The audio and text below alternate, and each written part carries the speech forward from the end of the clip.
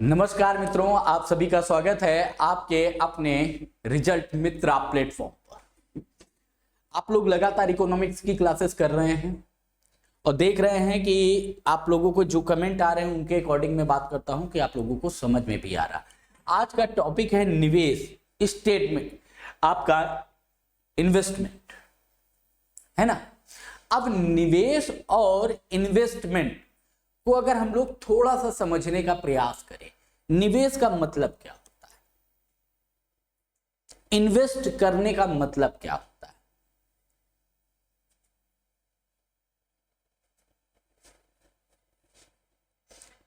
तो जब हम निवेश की बात करते हैं तो इसे समझो। निवेश, जब भी हम निवेश की बात करते हैं, निवेश का मतलब होता है उत्पादन में वृद्धि। क्या हो? उत्पादन में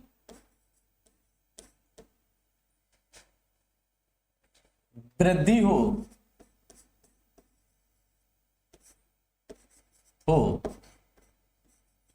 तथा लाभ की प्राप्ति हो। लाभ की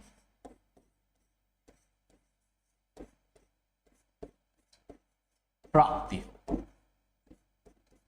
यही है इन्वेस्टमेंट। इन्वेस्टमेंट तो यही है जिससे उत्पादन में वृद्धि हो, आपका प्रोडक्शन बढ़े और उससे आपको क्या हो, बेनिफिट्स प्राप्त हो। इसका मतलब तो यही आ रहा है ना।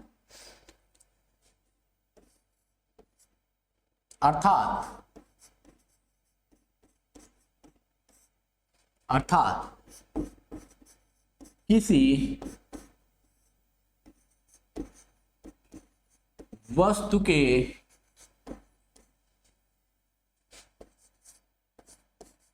उत्पादन में तो वृद्धि हो ही, उत्पादन में तो वृद्धि हो में वृद्धि हो ही तथा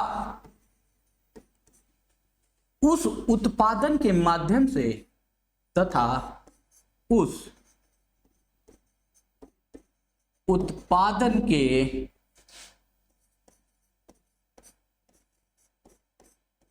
माध्यम से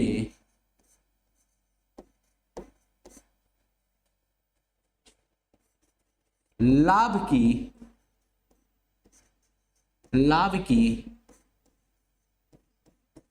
प्राप्ति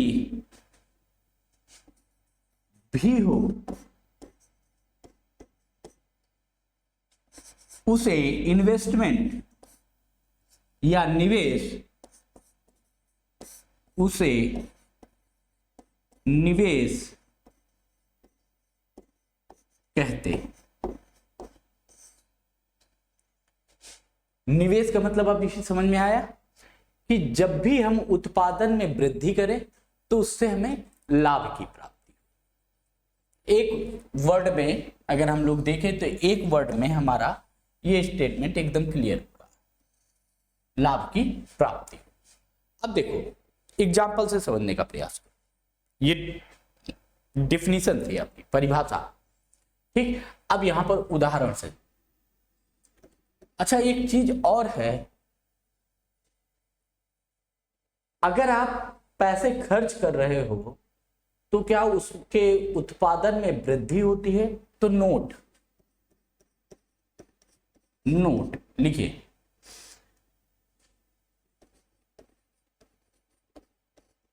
खर्च से उत्पादन में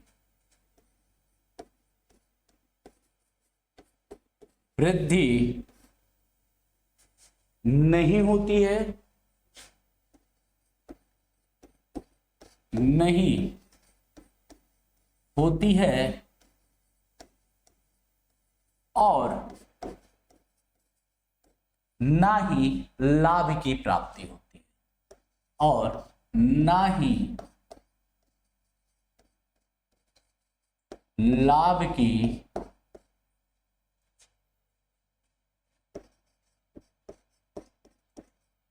प्राप्ति होती है।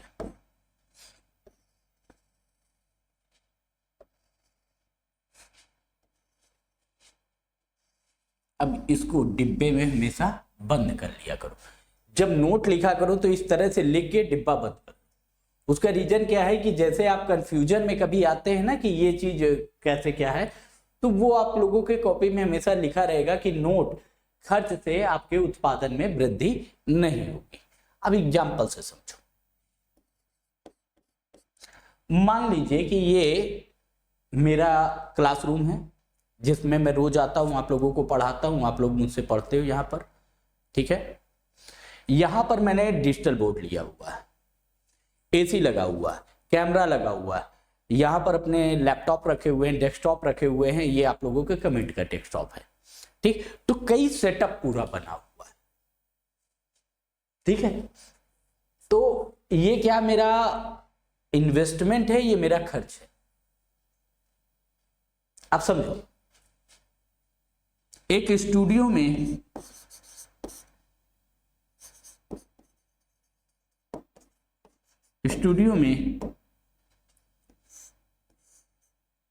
कैमरा,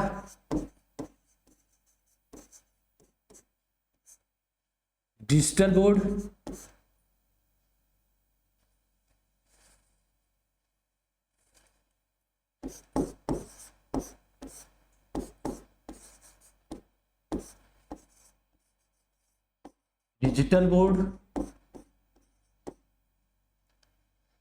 लैपटॉप,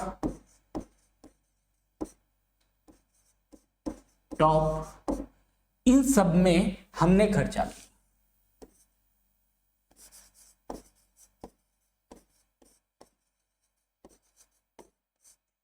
किया। ठीक, समझते हुए चलना। जो स्टूडियो का सेटअप है, यहां पर हम लोगों ने क्या किया, कैमरा किया, डिजिटल बोर्ड किया, लैपटॉप किया, ठीक, और माइक वगैरह आधारभूत अपनी सुविधाओं के लिए खर्च किया, हमने खर्च किया। और मैंने कहा खर्च से उत्पादन में वृद्धि नहीं होती है और ना ही लाभ की प्राप्ति होती है। लेकिन ये मेरा खर्च नहीं है, ये मेरा निवेश है। ये क्या है, निवेश। अब कैसे ये मेरा निवेश है, इन्वेस्टमेंट है भाई, इसी के माध्यम से मैं आप लोगों को रोज पढ़ाता हूं, इसी डिजिटल बोर्ड के माध्यम से, इसी डिजिटल बोर्ड के और इन सारे इक्विपमेंट के माध्यम से मैं क्या हूं, आर्थिक लाभ कमा रहा हूं, ठीक। तो यहां पर समझो, इन उत्पादों के माध्यम से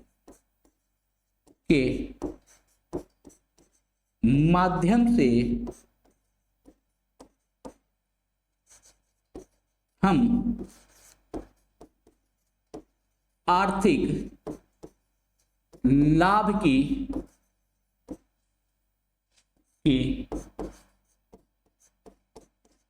प्राप्ति कर रहे हैं, ठीक।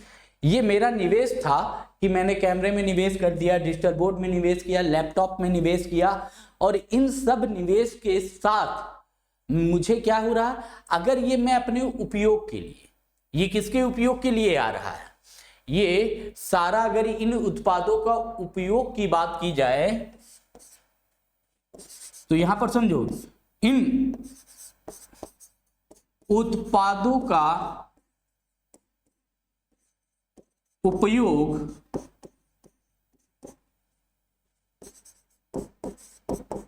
छात्रों को पढ़ाने के लिए किया जा रहा है,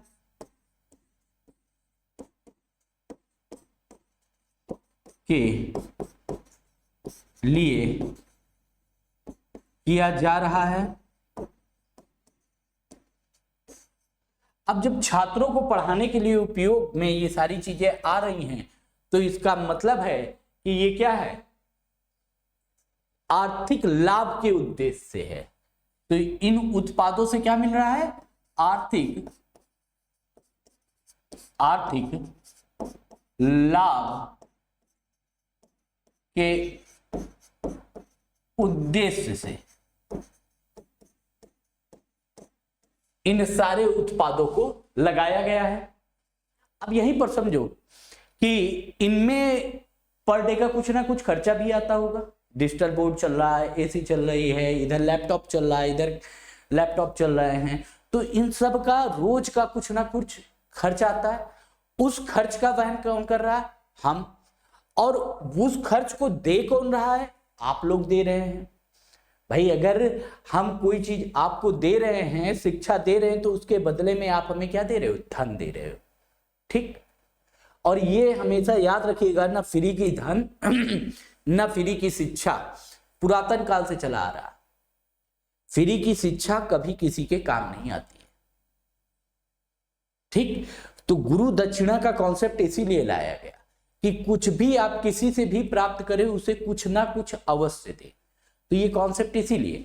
अब देखो यहां पर क्या है कि इस इन्वेस्टमेंट में, इस पूरे जो आप लोग नेट वगैरह के माध्यम से कनेक्ट होते हो, तो इन सब के इन्वेस्टमेंट के माध्यम से ही हम एक दूसरे से रूबरू हो रहे हैं। इसका मतलब है कि ये क्या है? इन्वेस्टमेंट है, ये निवेश किया गया है, और इसी के माध्यम से मैं लगातार धन कमाऊंगा।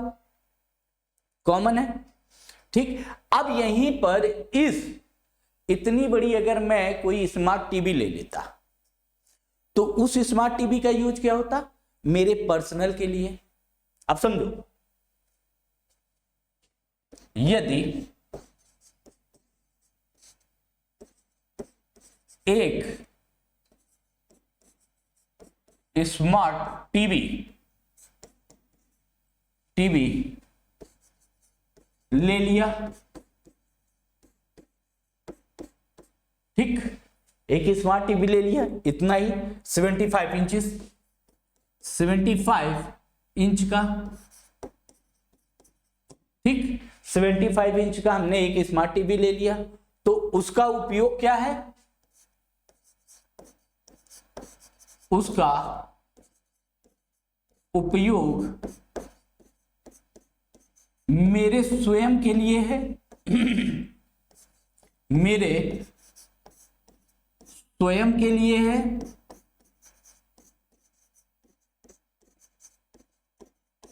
अब मैं यहां पर क्या है, इतनी बड़ी टीवी में आईपीएल देखूंगा, आईपीएल मैच का पूरा मजा।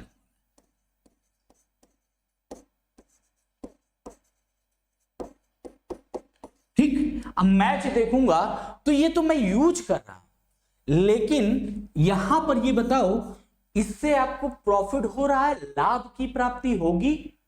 तो लाभ क्या हो जाएगा? यहां पर लाभ शून्य होगा। क्या हो गया? लाभ आपका शून्य। मतलब ये क्या हो गया? इन्वेस्ट ना होकर इन्वेस्टमेंट नहीं है, इसमें आपके पूंजी का निर्माण नहीं हो रहा। समझो, इसमें पूंजी का निर्माण नहीं हो रहा,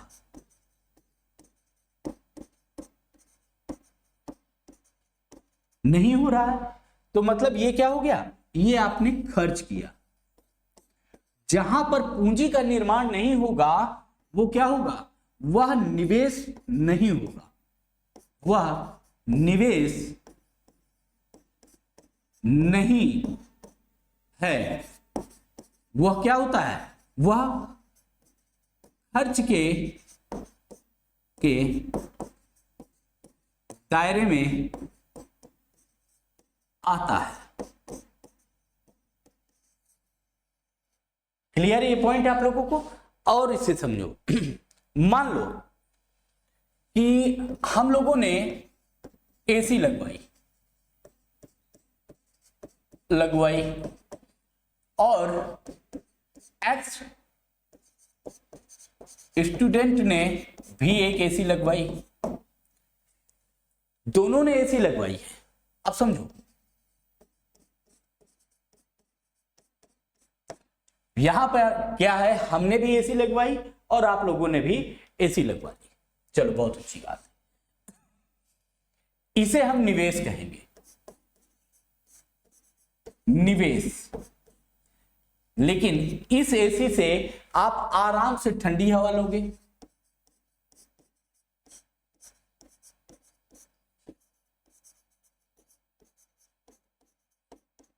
हवा लोगे, चैन से सो लोगे,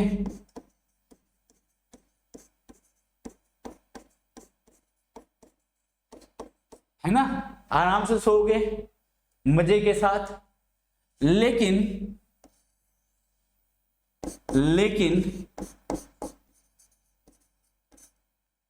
इस एसी के माध्यम से, इस एसी के माध्यम से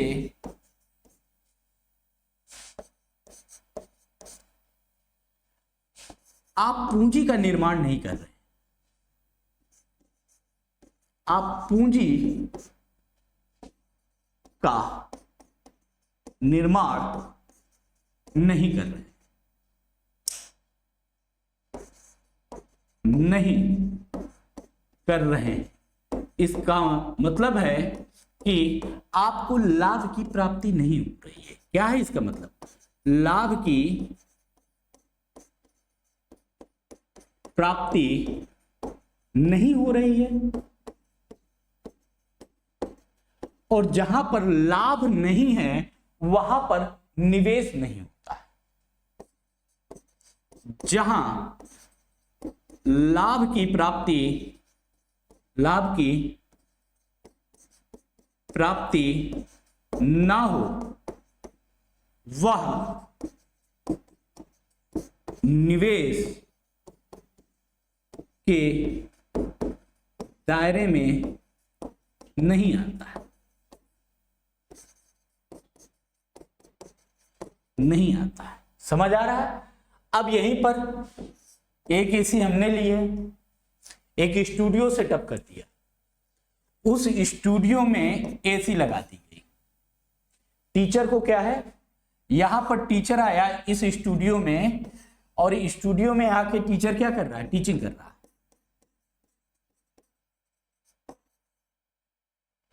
टीचर आया, पढ़ाया, पढ़ाने के बाद क्या हुआ, इस पूरे माहौल में क्या है, एसी जो लगाया वो टीचर को ठंडा रख रही है। टीचर अच्छे से पढ़ा रहा है, अच्छे से पढ़ा रहा है। इससे क्या होगा, इस एसी के माध्यम से हमारे पूंजी का निर्माण होगा, पूंजी का निर्माण होगा। अर्थात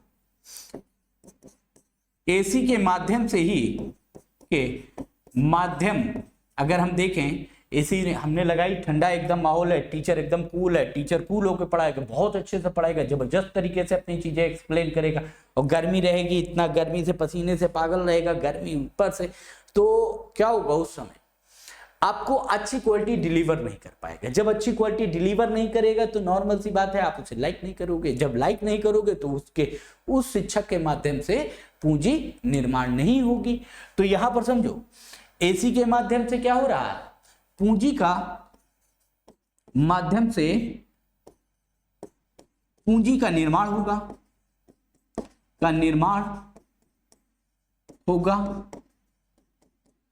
उससे क्या होगा, लाभ की प्राप्ति होगी, लाभ की प्राप्ति होगी।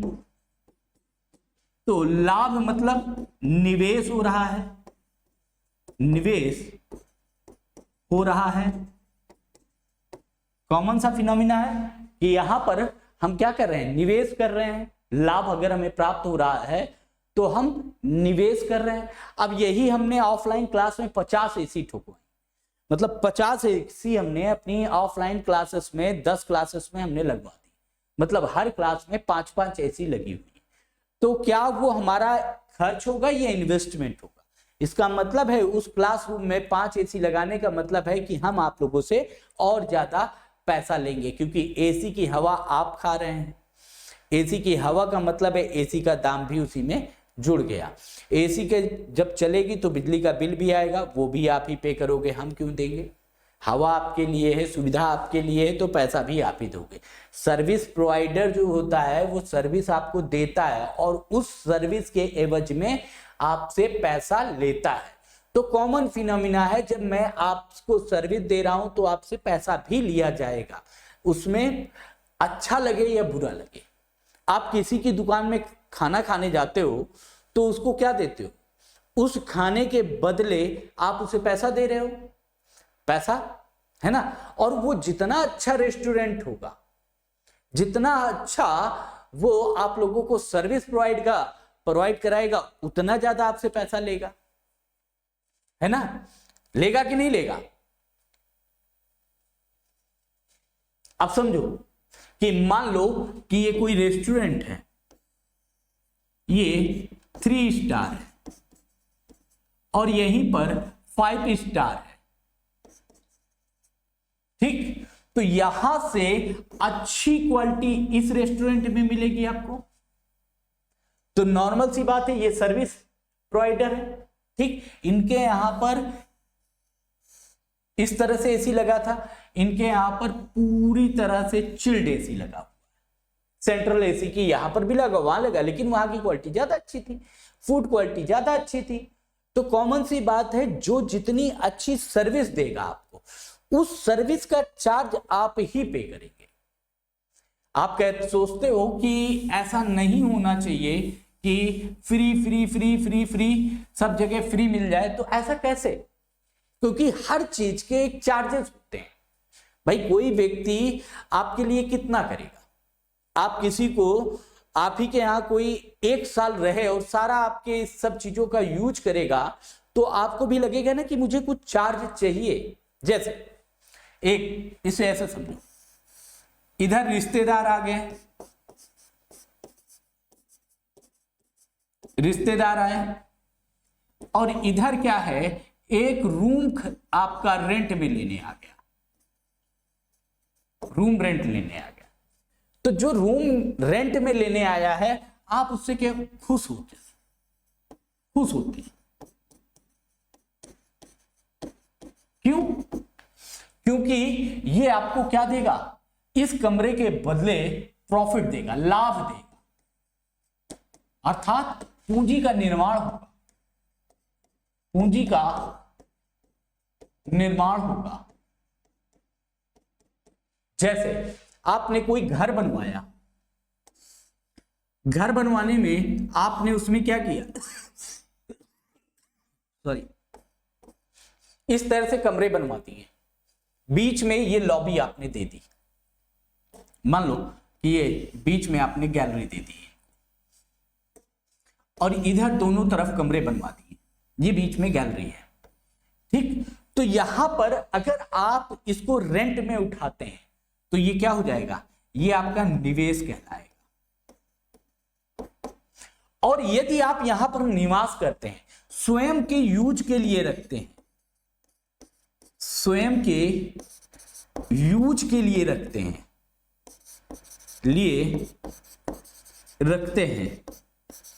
तो ये क्या हो जाएगा?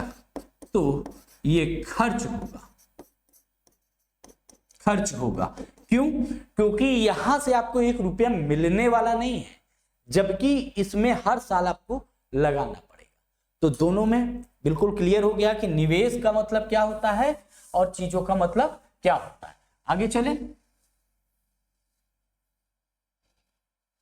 जैसे आप लोग कई बार क्या होता है कि 4 व्हीलर अपने यूज के लिए लेते हो और दूसरा 4 व्हीलर गाड़ी चलाने के लिए कोई लेता है, तो जिसने उसमें सवारी ढोने के लिए 4 व्हीलर यूज की, वो क्या हो गया? वो उसका इन्वेस्टमेंट हो गया।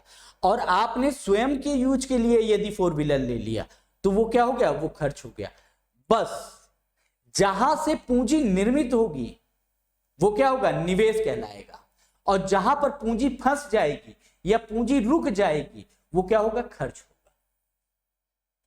एक साधारण भाषा में आपको हर तरह के एग्जाम्पल से समझाने का प्रयास किया। अब देखो होता क्या है, इसे 2 तरीके से समझना।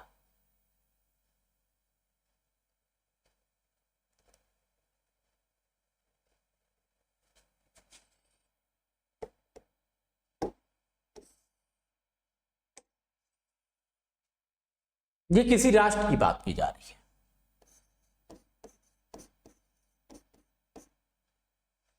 कोई भी राष्ट्र मान लीजिए, भारत ही मान लीजिए, ठीक। भारत में अगर औद्योगिकरण ज्यादा होगा, अब समझो,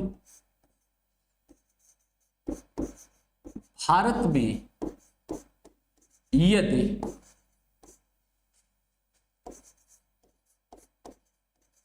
औद्योगिकरण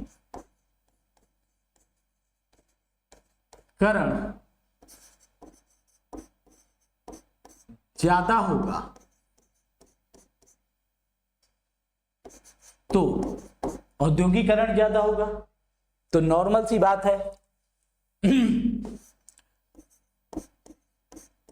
रोजगार के अवसर ज्यादा निर्मित होंगे।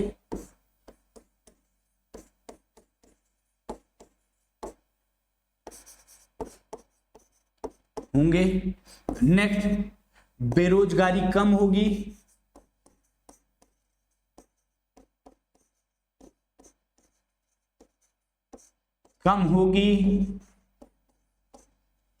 तो गरीबी कम होगी।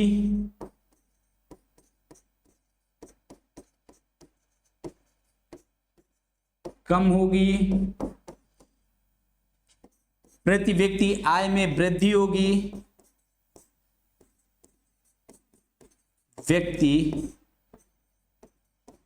आय में वृद्धि होगी।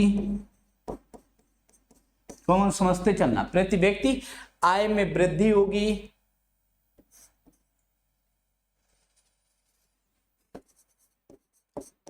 आर्थिक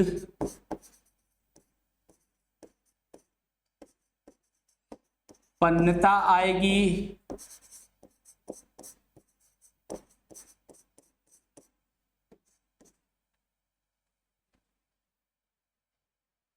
बचत ज्यादा होगी।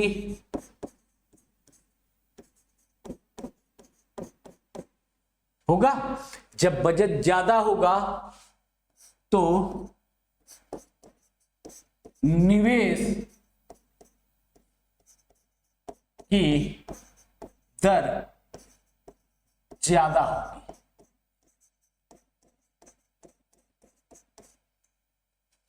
और निवेश जितना ज्यादा होगा देश की तरक्की उतनी ज्यादा होती है।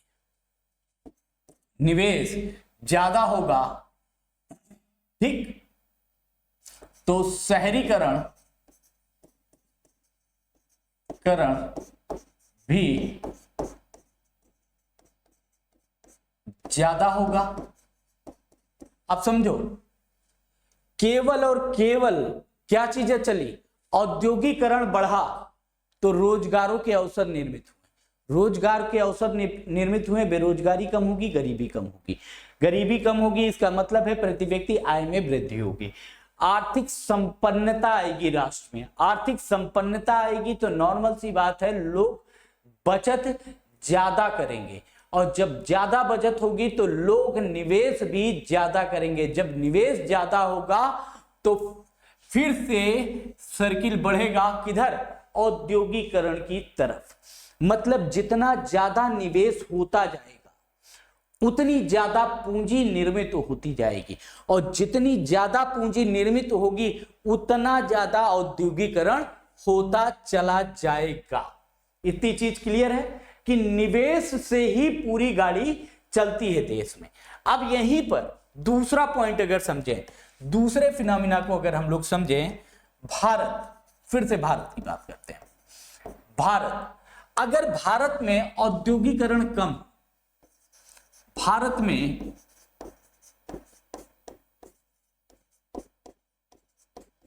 औद्योगिकरण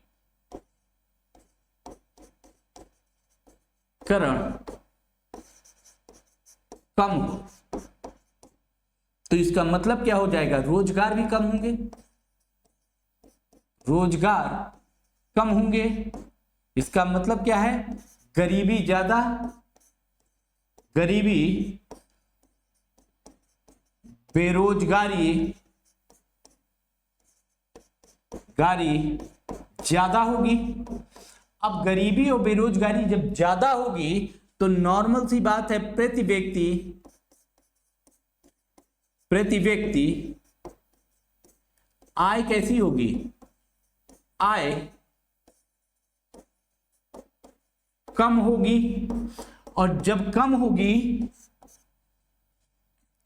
तो ये लोग क्या करेंगे, मूलभूत आवश्यकताओं की पूर्ति करेंगे। मूलभूत आवश्यकता की पूर्ति में अधिकांश धन व्यय कर देंगे।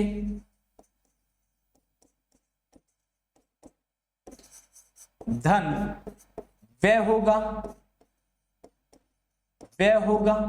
अब अधिकांश धन यहां पर व्यय हो गया तो बचत कैसी हो जाएगी, बचत कम होगी। अब बचत कम होगी तो नॉर्मल सी बात है यहां पर क्या हो जाएगा, निवेश भी कम होगा। निवेश कम होगा तो औद्योगिकरण भी कम होगा। निवेश कम होगा तो लाभ भी आपको कम ही प्राप्त होगा। लाभ भी कम प्राप्त होगा। फिर औद्योगिकरण भी कम होगा। ये सर्किल है पूरा जो लगातार चलता चलेगा। इस तरीके से अगर डायग्रामिक रूप में आप लोग देखेंगे तो आप लोगों को समझ में आएगा कि पूरा का पूरा गेम निवेश पर डिपेंड करता है। और निवेश डिपेंड करता है आपके यहां औद्योगिकरण किस स्तर पर हो रहा है। यदि औद्योगिकरण कम होगा तो नॉर्मल सी बात है निवेश कम होगा। क्यों? क्योंकि प्रति व्यक्ति आय में कमी है। जैसे कि अभी की हम लोग बात करें वर्तमान समय में, महंगाई क्या हो रही है, बढ़ रही है। सैलरी क्या है, नॉर्मल पर्सन की सैलरी कॉन्सेंट्रेट है। जो आज से 10 साल पहले मिल रही थी 10,000 रुपए, आज भी उसे 10,000 रुपए मिल रही है। लेकिन महंगाई क्या है, महंगाई बहुत ज्यादा बढ़ गई है।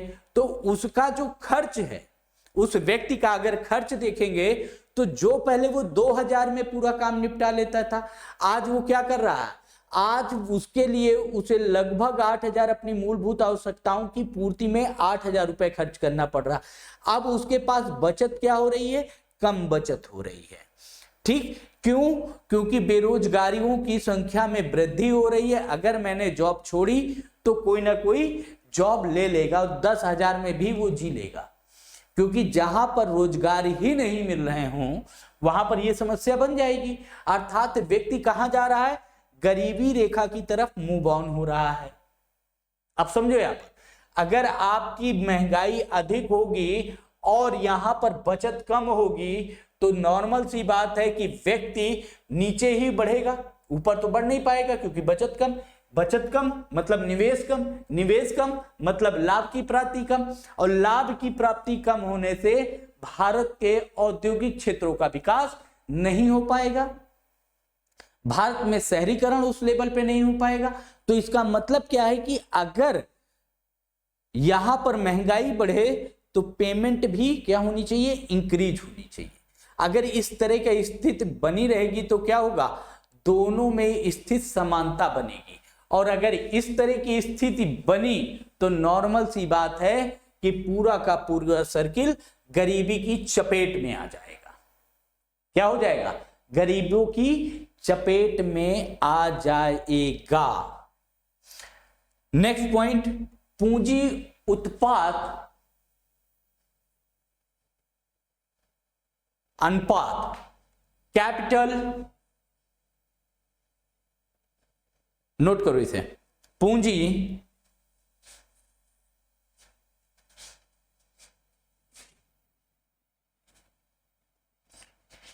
हेडिंग लगा लिखो, पूंजी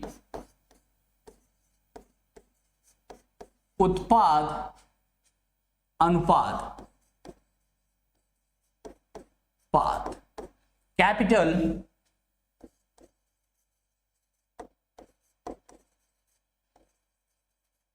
आउटपुट रेशियो,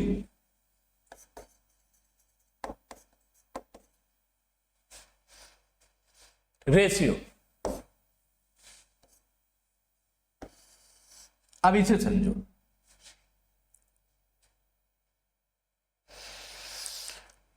उत्पादन की इकाई में लगने वाली पूंजी को हम लोग कहते हैं कैपिटल आउटपुट रेशियो। नोट करो इसमें, उत्पादन की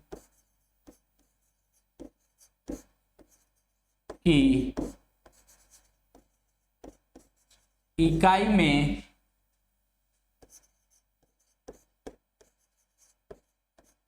लगने वाली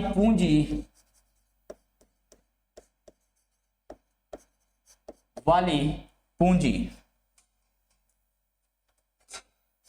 अर्थात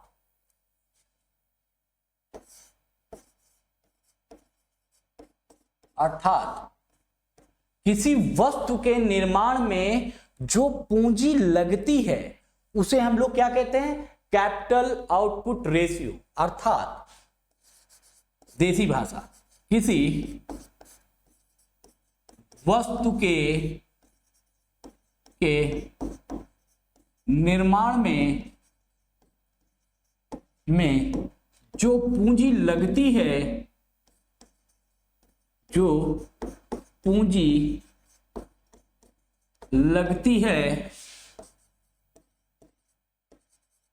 उसे कैपिटल आउटपुट रेशियो या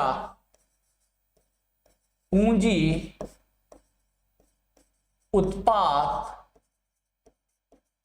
अनुपात कहते हैं।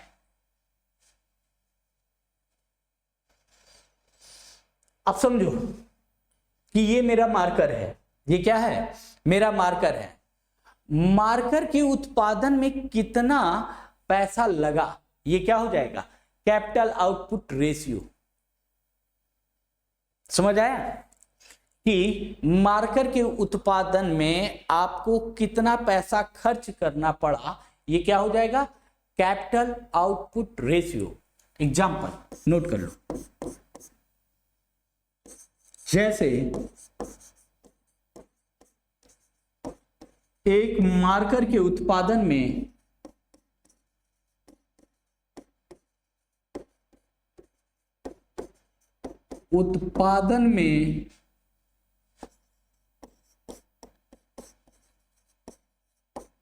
कितना पैसा खर्च हुआ उसे ही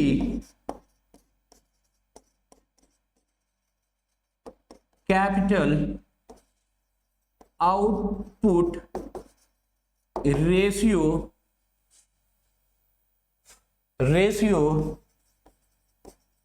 कहते हैं। ठीक है,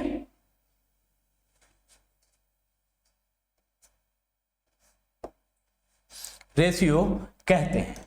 अब देखो, जब भी हम कैपिटल आउटपुट रेशियो की बात करते हैं,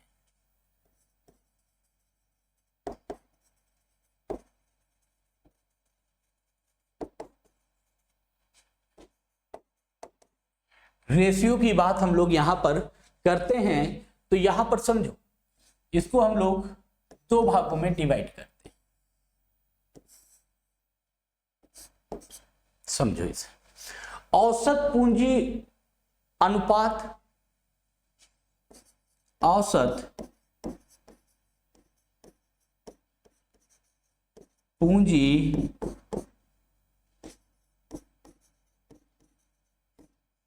उत्पाद अनुपात, ठीक, और वृद्धिमान पूंजी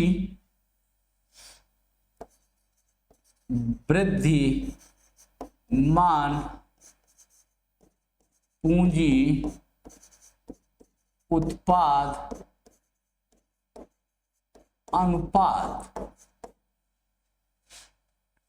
ठीक, अब इसे देखो, अब यहां पर समझो। सबसे पहले यहां पर क्या होगा, यहां पर यह होगा कि कितना आपने कितना प्रोडक्शन हुआ है और कुल उत्पाद में लगने वाली पूंजी, कितना आपने प्रोडक्शन किया है और कितना पूंजी उत्पाद में पूंजी लगी हुई है, उस पर यहां पर बात की जाएगी। समझे?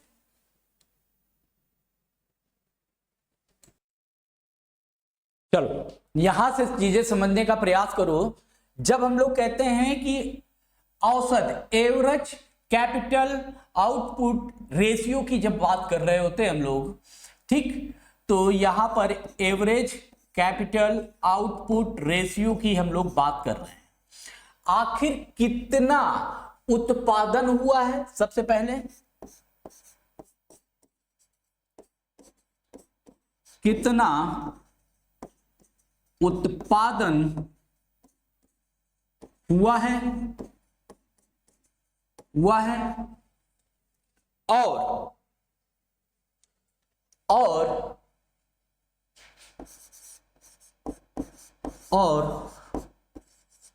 उस उत्पादन में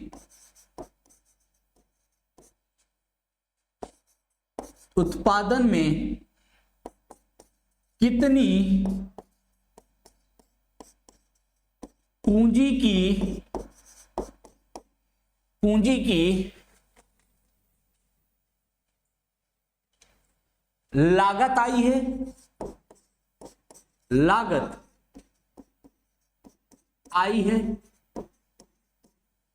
ये क्या कहलाता है? औसत पूंजी उत्पाद अनुपात। जैसे कि मान लीजिए एग्जाम्पल में कि मान लीजिए आपने 100 मार्कर बनाए, कितने? आपने 100 मार्कर का उत्पादन किया, या 100 मार्कर, हाँ 100 मार्कर का उत्पादन किया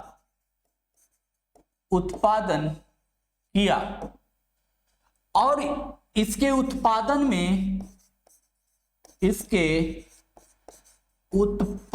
में आपने कितना खर्च किया? अगर यहां पर देखा जाए तो इसके उत्पादन में लगभग 1000 रुपए खर्च हुए। तो आपका औसत पूंजी उत्पाद कितने का हो जाएगा? यहां पर समझने वाली बात है भाई, 1000 आपने खर्च किए हैं और कितना बनाया है आपने? 100 तो 10:1 आ जाएगा रेशियो। जो 10 रेशियो की बात करें, 10:1 हो जाएगा, या 10:1 हो जाएगा। यही बात होगी यहां पर, ठीक। तो जब कोई वस्तु निर्मित होती है या कोई भी उत्पाद निर्मित होता है तो उस उत्पाद की संख्या कितनी हमने निर्मित की है उसको, प्लस उसमें लगने वाली लागत को हम लोग यहां पर देख लेते हैं, ठीक। नेक्स्ट पॉइंट की बात करें यहां पर, वृद्धिमान, ठीक। Incremental capital output ratio, Wriddhiman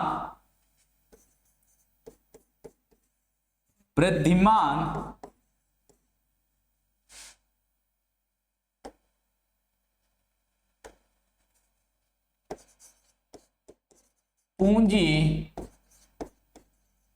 उत्पाद अनुपात।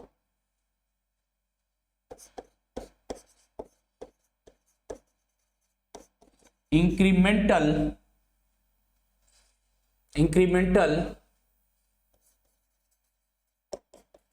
कैपिटल आउटपुट रेशियो, ठीक।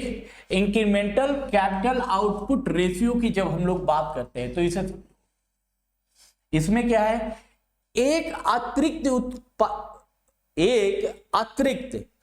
उत्पाद इकाई में लगने वाला अतिरिक्त धन क्या है। यहां पर जैसे कि मान लीजिए कि आपने 100 वहां पर मार्कर बनाए थे, ठीक, तो पहले पॉइंट लिख लीजिए, एक अतिरिक्त पॉइंट लिखिएगा पहले, एक अतिरिक्त इकाई के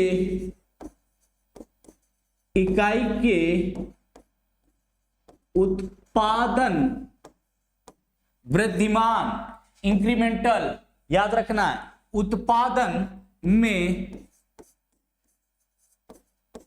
लगने वाली अतिरिक्त पूंजी का अनुपात, अतिरिक्त पूंजी का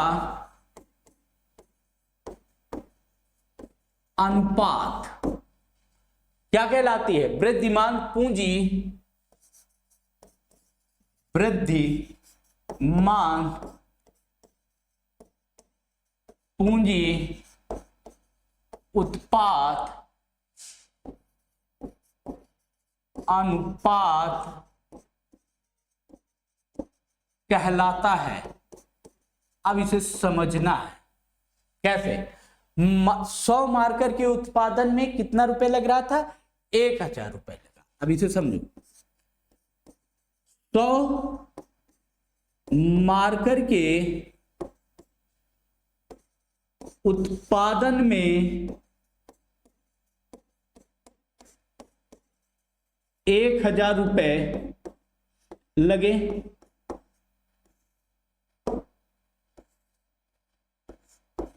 थे, ठीक।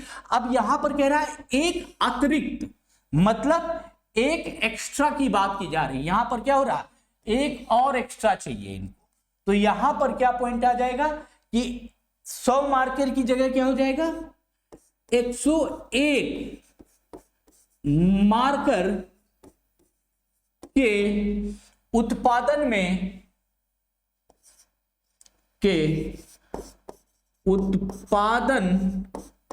में कितना लगेगा, 1009 रुपए लगा, अर्थात 101वां, अर्थात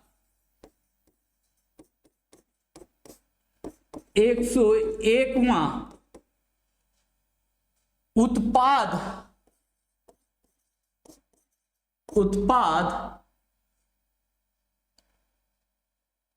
उत्पादन में लगा धन बराबर 9 रुपए। कितना लगा, 9 रुपए। तो क्या रेशियो बन जाएगा, 10:1:9। क्या रेशियो बनेगा यहां पर, तो पॉइंट लिखो इसमें, लिखो 9 रुपए लगा, यहां पर लिखो 10:1:9, ठीक। अर्थात नोट करते चलो, अर्थात एक अतिरिक्त वस्तु के उत्पादन में, अर्थात एक अतिरिक्त वस्तु के उत्पादन में जो पैसा लगा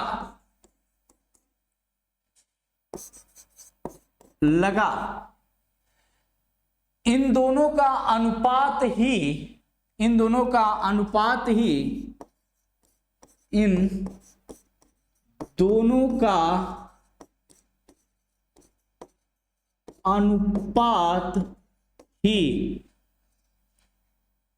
इंक्रीमेंटल या वृद्धिमान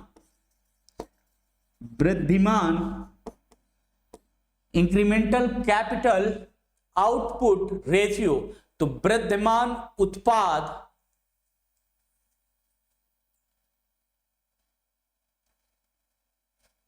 कैपिटल पूंजी उत्पाद अनुपात कहलाती है।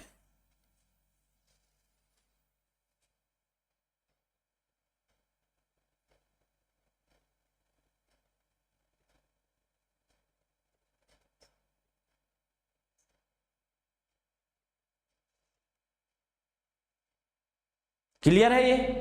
देखो यहां पर बात जो हो रही है वो समझो पहले। यहां पर जो बात हो रही है कि एक एक्स्ट्रा अगर आप मार्कर बनाते हैं तो उस एक्स्ट्रा मार्केट यहां पर देखा जाए तो एक्स्ट्रा मार्कर का प्राइस क्या होगा। ठीक, तो नॉर्मल सी बात है, एक्स्ट्रा मार्कर का प्राइस कितना हो रहा है, 9 रुपए आ रहा है। ठीक, 9 रुपए आया। नॉर्मल सा हम लोगों ने पहले रेशियो निकाला था कि 10:1, 10:1 आ रहा था। 9 एक्स्ट्रा रुपए जुड़ रहा है तो वो क्या है, वृद्धिमान कितना हुआ, 9 रुपए। तो अनुपात हमने लगा दिया 9 रुपए। अब मैथ आप लोगों की मेरे से ज्यादा अच्छी है, मैथ आप लोग मुझसे पूछिएगा भी मत। ठीक है, तो यहां पर समझिएगा। ठीक, इसका मतलब क्या है, एक अतिरिक्त वस्तु के उत्पादन में जो पैसा लगा, इन दोनों का अनुपात ही वृद्धिमान अनुपात कहलाता है। अब यहां पर यह समझो कि पूंजी उत्पाद अनुपात अगर ज्यादा हुआ तो, पहला, अगर पूंजी उत्पाद अनुपात कम हुआ तो, पहले कम फिर ज्यादा। पूंजी उत्पाद अनुपात कम हुआ तो क्या होगा, तो और पूंजी यहां पर यदि कम होगा तो अब देखना है क्या होगा, कम होगा तो लागत भी कम होगी। अब देखो, अगर पूंजी उत्पाद अनुपात कम होगा तो इसका मतलब क्या हो जाएगा कि लागत भी कम होगी। वहां पर लागत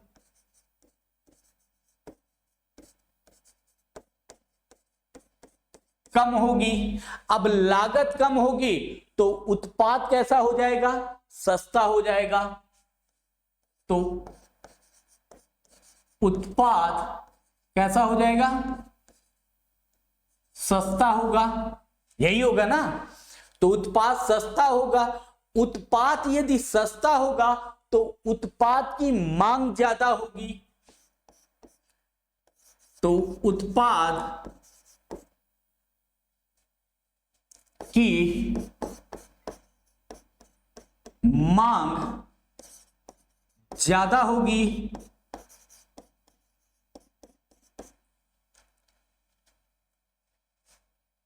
ठीक, अब देखो, पूंजी उत्पाद अनुपात कम हुआ तो, अनुपात कम हुआ तो लागत कम लगेगी, उत्पादन सस्ता होगा, मांग ज्यादा होगी। और मांग को पूरा करने के लिए उत्पादन में क्या करनी होगी, वृद्धि करनी होगी। मांग को पूरा करने के लिए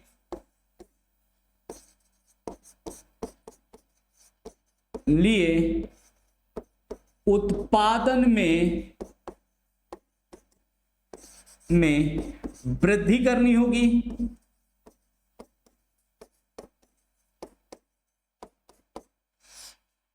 और यदि उत्पादन में वृद्धि करना है तो क्या होगा, यदि उत्पादन में वृद्धि करना है तो उद्योग का विस्तार भी करना पड़ेगा। तो क्या करना पड़ेगा, उद्योग का विस्तार करना पड़ेगा। अब उद्योग का विस्तार करने के लिए क्या चाहिए?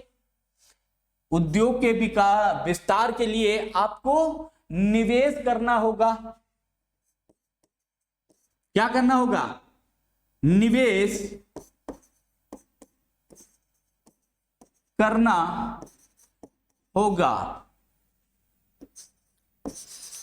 उद्योग के विकास के लिए क्या करना होगा? निवेश करना होगा। अब देखो यहां पर एक पॉइंट और समझो, अगर उद्योगों का हम यहां पर विकास करेंगे तो क्या होगा? उद्योगों का यदि विकास होगा तो रोजगार का सृजन होगा। रोजगार का सृजन होगा, और रोजगार यदि बढ़ेंगे तो गरीबी में क्या आएगी? वृद्धि आएगी। गरीबी में कमी आएगी। कमी आएगी ना। और जब गरीबी में कमी आएगी तो इसका मतलब है प्रति व्यक्ति आय में वृद्धि होगी। ठीक है, प्रति व्यक्ति आय में वृद्धि होगी, और प्रति व्यक्ति आय में वृद्धि होगी तो आर्थिक संपन्नता में वृद्धि होगी। क्या हो जाएगा? आर्थिक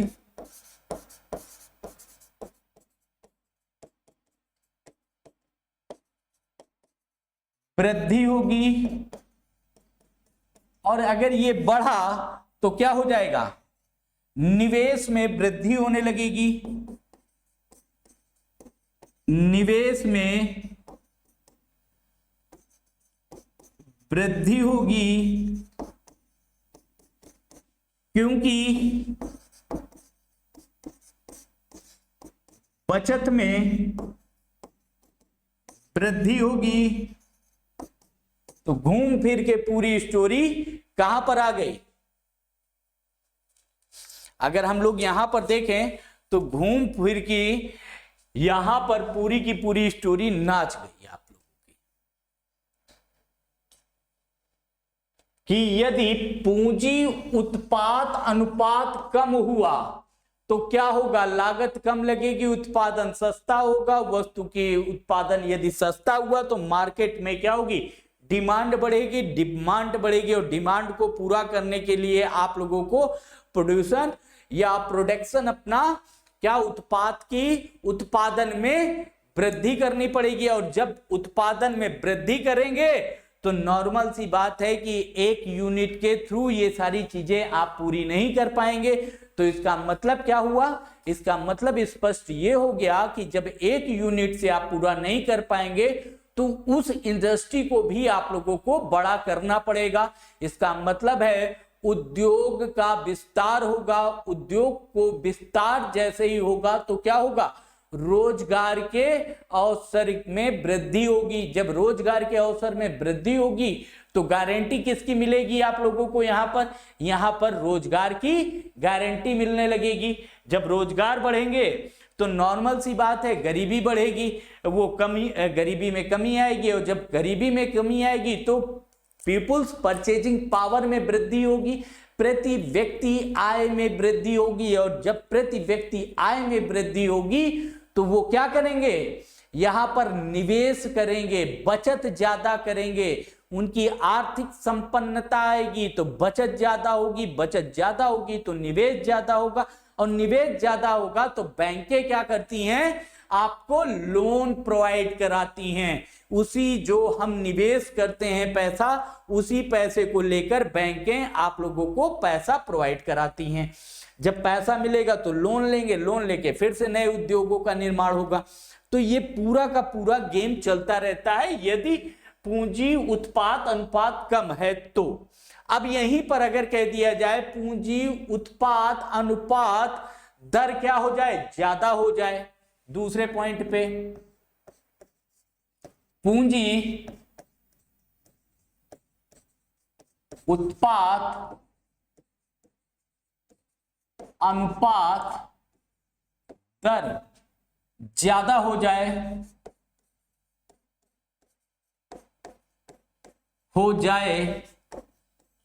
तो अब दर ज्यादा हो रही है भाई, ठीक।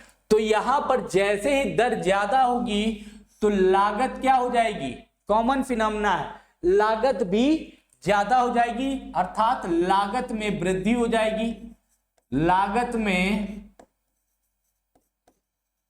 वृद्धि होगी। और जब लागत में वृद्धि होगी तो वस्तु का या उत्पादन क्या हो जाएगा, वस्तु का उत्पादन महंगा हो जाएगा।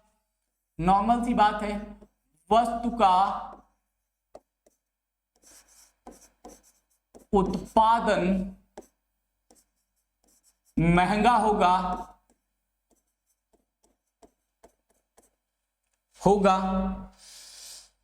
ठीक। अब जब ये महंगा होगा तो नॉर्मल सी बात है, मार्केट में इस उत्पाद की क्या होगी, डिमांड कम होगी, मांग क्या हो जाएगी, उत्पाद की मांग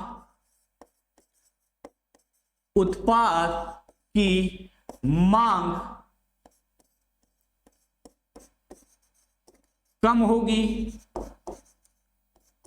भाई आप लोग समझो, ठेले वाले से ज्यादा लोग खरीद लेते हैं। जैसे ये मेरी टी शर्ट है, मान लो ये मेरी वॉच है, ठीक है, ये मैंने ठेले से खरीदी है, तो मुझे कितने की मिल गई, 10 रुपए की। आप लोग अगर ब्रांड में जाओगे तो यही वॉच लोगे तो कम से कम नहीं तो 15 से 20 हजार की मिलेगी। तो मुझे तो सस्ती मिल गई, लेकिन आप लोगों को महंगी मिलेगी। क्यों? क्योंकि जब ये सस्ती थी तो मैंने खरीद ली थी, अब महंगी का टाइम आ गया। तो क्या है, जब वस्तु महंगी होती है तो महंगी की डिमांड करने वाले लोग बहुत कम होते हैं। अब 15 से 20 हजार की वॉच कौन पहनेगा? आप लोग पैसे वाले हो जो, तो भाई हम लोग को जैसे गरीब व्यक्ति क्या करता है, जहां सस्ता मिलेगा वहां से खरीद लेगा।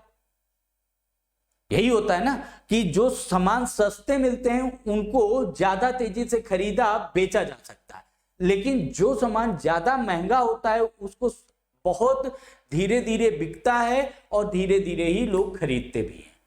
ठीक है, तो यहां पर क्या हो जाएगा, उत्पाद की मांग कम होगी तो यहां पर उत्पादन भी कम हो जाएगा, उत्पादन कम होगा। समझते चलना, यहां पर क्या हो जाएगा, यहां पर उत्पादन कम होगा। अब जब उत्पादन कम होगा तो नॉर्मल सी बात है, उद्योगों का विकास, जो विस्तार की बात कर रहे थे हम लोग वहां पर, यहां पर उद्योगों का विस्तार भी कम होगा।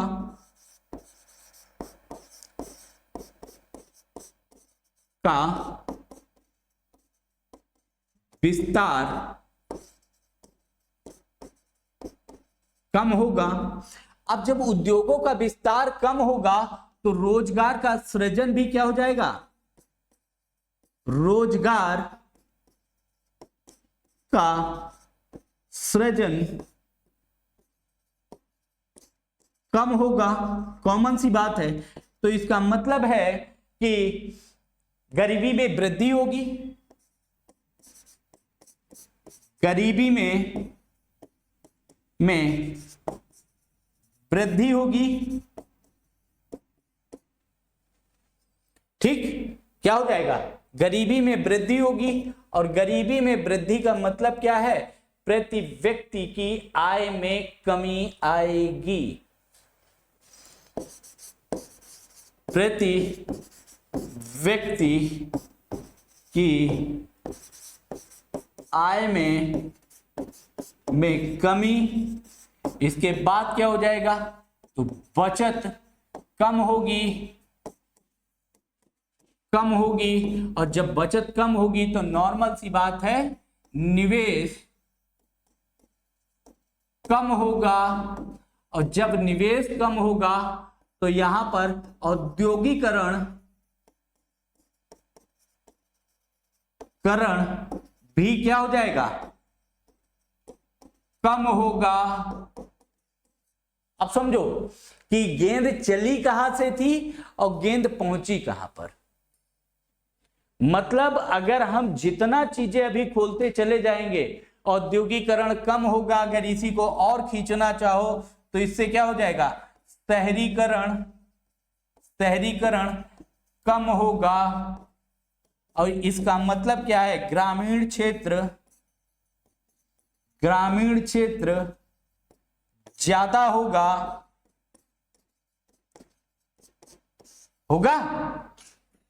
तो यहां पर आप लोग ये समझो कि हम जितना जिस पन्ने को खोलते चले जाएं उतनी हमारी समझ होनी चाहिए कि हम उसको और आगे टैटल करते हुए बढ़ते चले। ठीक है, इतनी चीजें क्लियर है सभी लोगों को। यहां तक कि कोई भी चीज हो जो आप लोगों को परेशान कर रही हो, वो आप लोग मुझे बताइए कि नहीं ये चीजें आप लोगों को परेशान कर रही हैं। तो इतनी चीजें क्लियर हैं। इसके बाद हम लोग कल की क्लास जो लेंगे इकोनॉमिक्स में, वो मार्केट के ऊपर रहेगी। हमारा नेक्स्ट क्लास जो रहेगा वो रहेगा बाजार। ये जिंदगी का बाजार है मेरे भाइयों, यहां पर हर चीज खरीदी और बेची जाती है। तो समझ लेना, आप लोगों की जिंदगी की खुशी भी खरीदी जा सकती है और बेची जा सकती है। तो इस मार्केट को कल आप लोग पढ़ के आएंगे। ठीक है, तो चलो कल का जो टॉपिक रहेगा वो मैंने आज पहले ही आप लोगों को बता दिया है यहां पर कि नेक्स्ट टॉपिक जो अपना रहने वाला है वो मार्केट रहेगा बाबू। ठीक, मेहनत से पढ़ो। मेरी जितनी कोशिश है मैं वो चीजें करवा रहा हूं जो प्रारंभिक परीक्षा में आपसे 101% पूछी जाएंगी, यूपीएससी हो चाहे पीएससी हो। ये मान के चलो कि आप लोगों को 100 to 100% इन सारी क्लासों से आप लोगों को क्वेश्चन मिलने वाले हैं। मजाक में बिल्कुल मत लेना, क्योंकि मैं लाइफ को कभी भी मजाक नहीं लिया, अपनी स्टडी को मजाक में नहीं लिया, और आप लोग लेते हैं।